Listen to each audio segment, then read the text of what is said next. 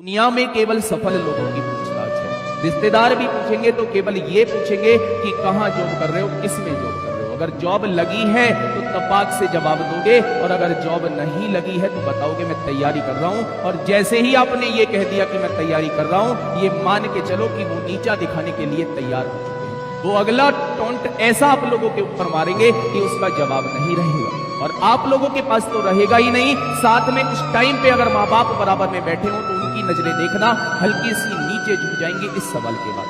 वो पूछेंगे नहीं। अगर रिश्तेदार ने माँ बाप के सामने ये सवाल पूछ लिया ना, तो उनकी हल्की सी नजर नीचे झुक जाएगी, उस नजर को नीचे मत झुकने दो। ऐसी नौबत ही मत आने दो कि रिश्तेदार ये सवाल आप लोगों से कर सके। हम लोगों को सफल बनना है, हम लोगों को वो करके दिखाना है कि रिश्तेदार सवाल पूछे तो जवाब मैं ना दूं, जवाब मेरे माँ बाप दें कि मेरा बच्चा ऐसे हो चुका है। बस इस चीज को अपने मन में रखना।